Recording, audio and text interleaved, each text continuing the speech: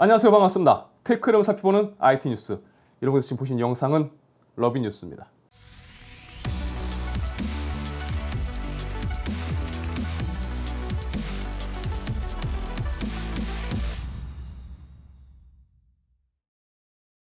자, 지난주 인텔 관련 소식이 상당히 많이 나왔습니다. 인텔 관련 주요 소식 정리해서 살펴보도록 하겠습니다. 자, 인텔은 지난주 목요일 2022 투자자 회의를 개최하고 회사의 전력 핵심 요소와 업데이트된 로드맵에 대해서 설명을 했습니다. 이 발표 내용 중 재무적인 내용과 또 향후 성장 계획에 대한 부분이 있었습니다만 간단하게 살펴보면 인텔은 2023년과 2024년 높은 매출 성장을 기대하고 있습니다. 자, 또한 그동안 진행한 투자를 통한 성장의 가속이 붙으면서 향후 3년간 총 마진은 51에서 53% 범위로 예상을 했고요.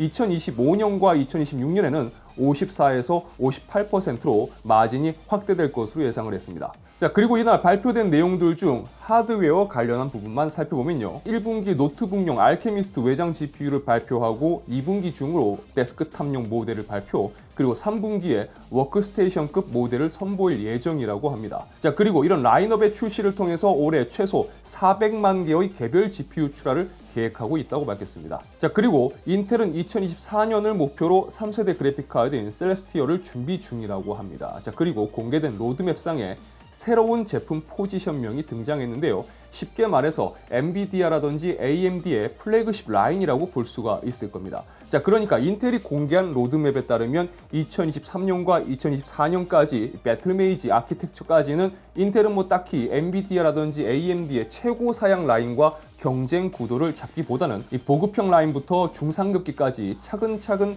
시장 확보를 노리다가 3세대 아키텍처인 셀레스티얼에서 타사 플래그십과 본격적으로 경쟁 구도를 잡겠다라는 계획인 것을 확인할 수가 있었습니다. 자, 또한 최근 C소프트로부터 유출된 내용을 보면 인텔은 알케미스트 라인업을 A300과 A500 그리고 A700으로 구분 지어서 준비 중인 것으로 예상되고 있습니다. 이 A300은 보급형, A500은 중간급 성능, A700은 고성능 제품군으로 분류할 수 있을 것 같습니다. 자, 또한 유출된 벤치 성능 차트를 보면요. A380의 경우 3050급의 성능을 보여줄 것으로 예상이 됩니다. 아마 루머로 나왔던 소식처럼 알케미스트 제품군에서는 가장 최상급 라인이 3070급 성능 수준일 것으로 예상해 볼 수가 있을 것 같습니다. 자, 다음으로 인텔은 13세대 랩터 레이크를 드디어 꺼냈습니다. 이 데모 시연을 진행했는데요. 그동안 루머로만 랩터 레이크 관련 소식이 있었습니다만 데모 시연을 통해서 인텔은 24코어 32스레드 지원을 공식적으로 밝혔는데요.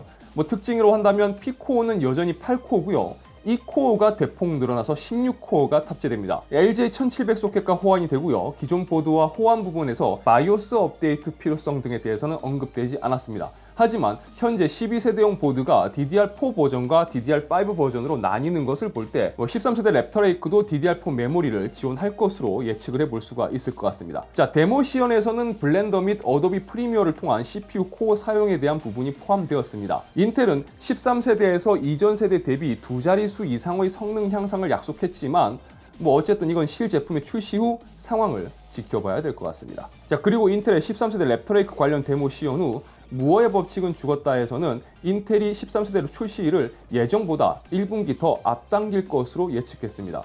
물론 이 소식은 루머입니다.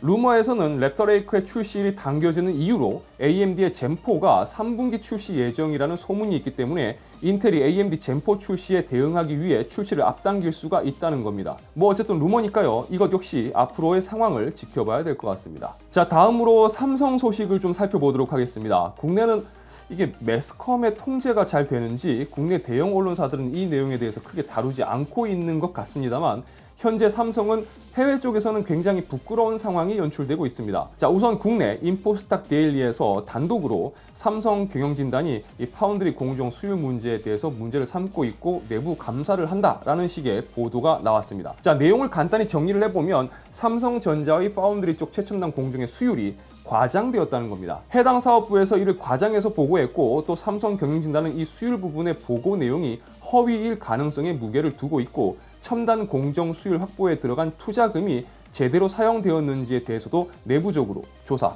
감사에 들어간다는 겁니다. 자, 이 보도가 나온 후 대만의 디지타임즈는 이 보도 내용을 인용하며 삼성이 그동안 수율 검토가 이루어지지 않았고 관련자들의 허위 보도, 그리고 수율 개선 작업에 들어간 거액의 자금이 어디로 흘러갔는지에 대해서 조사할 계획이다라는 식으로 보도를 해버립니다. 자, 이런 상황에서 더 일렉은 퀄컴이 3나노 공정의 AP 생산을 전량 TSMC에 맡길 것이라는 보도도 이어집니다. 자, 이 보도 내용을 보면요, 퀄컴이 삼성의 4나노 공정을 통해서 생산하는 스냅드래곤 8 젠 1의 경우는 전량 삼성이 생산했던 것에서 지난해 하반기부터 TSMC의 일부 생산을 맡긴 것으로 확인이 되었다라고 전합니다. 자, 퀄컴이 이런 선택을 할 수밖에 없었던 이유로 삼성의 4나노 공정 수율에 문제가 거론되었는데요. 보도에 따르면 삼성의 4나노 공정 수율은 불과 35% 수준이라고 합니다. 그러니까 100개를 생산하면 35개만 정상 제품이고 65개는 불량이라는 이야기입니다. 자, 거기에 동일한 4나노 공정 적용을 받고 있는 엑시노스 2200의 수율은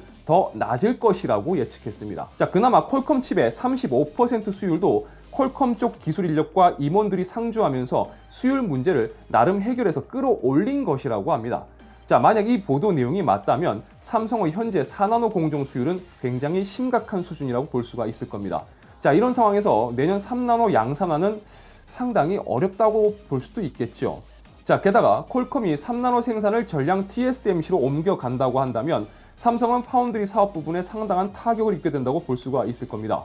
그렇기 때문에 최근 삼성의 내부 감사 보도도 충분히 이유가 있다고 볼 수 있을 겁니다. 삼성은 엔비디아의 암페어 아키텍처 칩을 생산하고 있습니다만 엔비디아 역시 다음 세대 칩 생산은 TSMC를 선택한다는 이야기가 있습니다.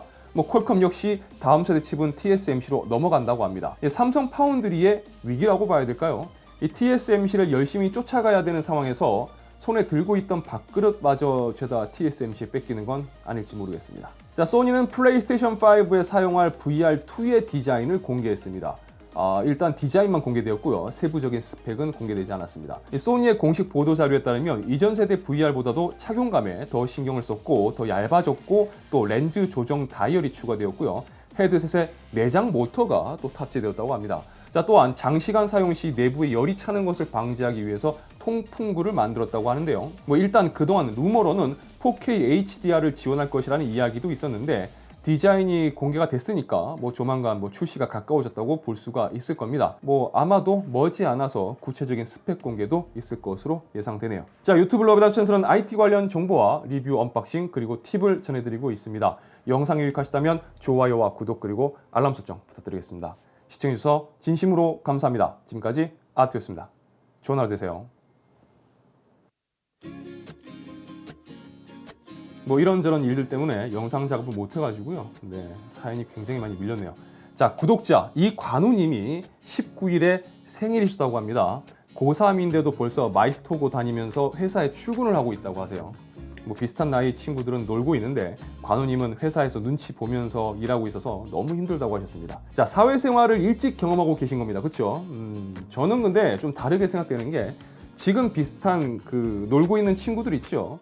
그 친구들도 어차피 지금 관우님이 경험하고 있는 사회생활을 경험하게 될 거예요.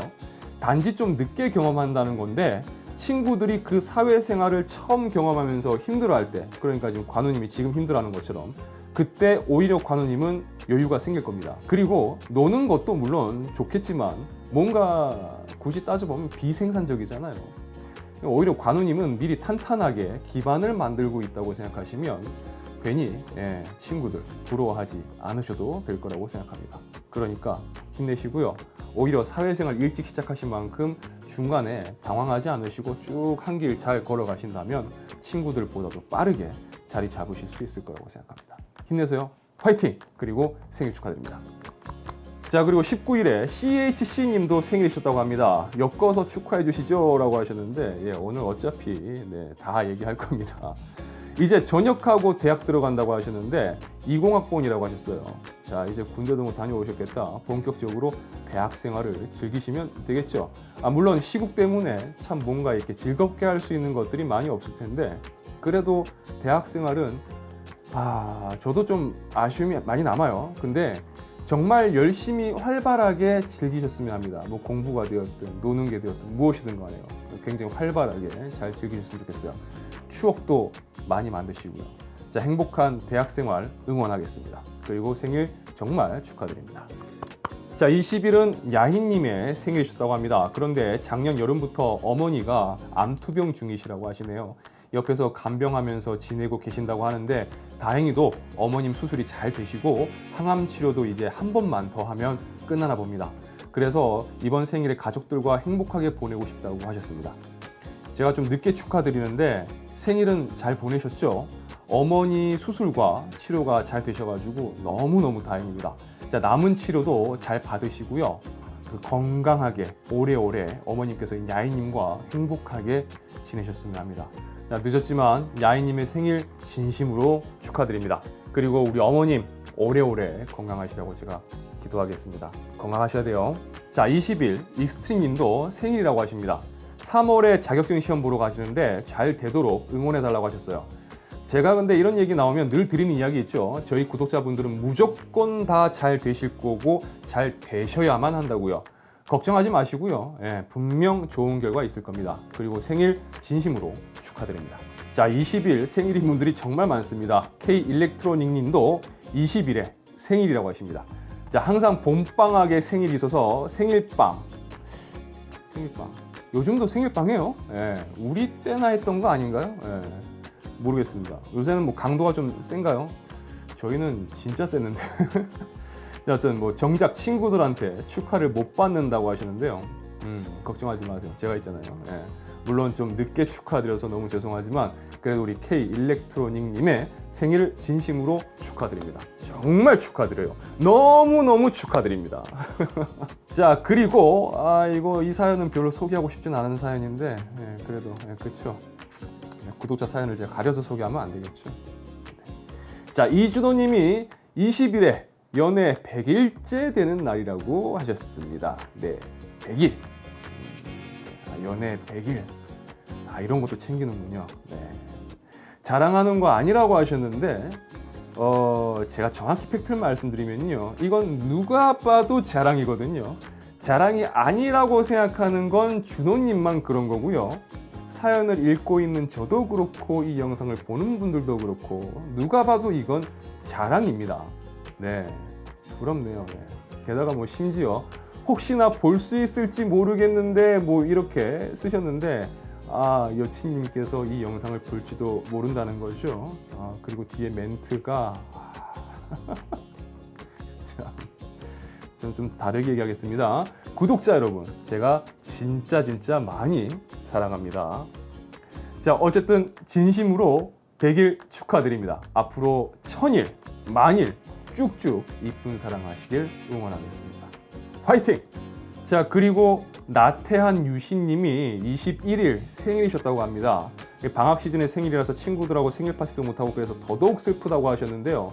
뭐 어차피 코시국이라서 생일 파티 하기는 좀 힘드니까요. 혼자서 즐기는 생일 파티, 뭐 혹은 가족과 즐기는 생일 파티도 괜찮다고 생각합니다. 뭐 저도 유튜브 시작하고 나서야 뭐 생일에 라이브로 여러분들과 함께 조촐하게나마 생일 파티를 하고 있지만 그 전까지 뭐 저는 늘 혼자서 생파했었습니다. 썩 나쁘지 않아요. 괜히 슬퍼하지 마시고요. 앞서 소개한 사연처럼 뭐 생일에 함께 축하할 수 있는 여친을 만들어 보시는 건 어떨까 싶습니다. 유신님의 생일 진심으로 축하드립니다. 생일 축하합니다. 자, 1161님께서 21일 생일이셨다고 합니다. 자, 2월은 말일로 넘어오면서 생일이신 분들이 정말 많네요. 자, 올해 여친을 사귀었었고 올해 못 가고 깨졌다고 하시네요. 그것도 축하를 해달라고 하셨는데요. 그렇죠. 어차피 인생은 혼자 가는 거죠. 뭐 이게 또 굳이 축하할 일인가 싶기도 하고 뭐 만나고 헤어지는 거 자연의 섭리 아니겠습니까? 빈손으로 왔다가 빈손으로 가는 거고 혼자 왔다 혼자 가는 건데 떠나는 사람이 있으면 또 오는 사람도 있는 법이고요. 그렇죠? 근데 뭐 저 같은 경우는 버스가 한번 딱 떠나고 나더니 뭐 이놈의 정류장이 폐쇄라도 된 건지 수년째 버스만 기다리고 있는데 버스가 없네요. 안 옵니다, 저는. 아니 뭐 그렇다고 해서 1161님도 그렇다라는 건 아니지만 연애도 공부라고 생각합니다. 그러니까 사람에 대해서 배워가는 거고 또 감정에 대해서 배워가는 거니까 또 좋은 인연 있으면 후회 없는 사랑하실 수 있기를 응원하겠습니다. 생일 진심으로 축하드립니다. 자, 연초부터 참 무슨 일이 이렇게 많이 생기는 건지 모르겠지만 제가 백신 맞고 후유증 때문에 또 고생을 했거든요. 또 그 좀 괜찮아지고 나니까 또 같이 지내는 우리 쪼꼬가 아파가지고 좀 참 마음 고생을 했고요. 그리고 그 와중에 이제 랜섬웨어까지 터져가지고 자료가 날아가는 통에 상당히 애를 또 먹었습니다. 우리 구독자 여러분들의 액땜 제가 연초부터 대신한다고 생각하고 있으니까요. 여러분들은 좋은 일들만 가득했으면 좋겠습니다. 아시죠? 힘든 시국이지만 우리 행복하자고요. 구독자 여러분 사랑합니다.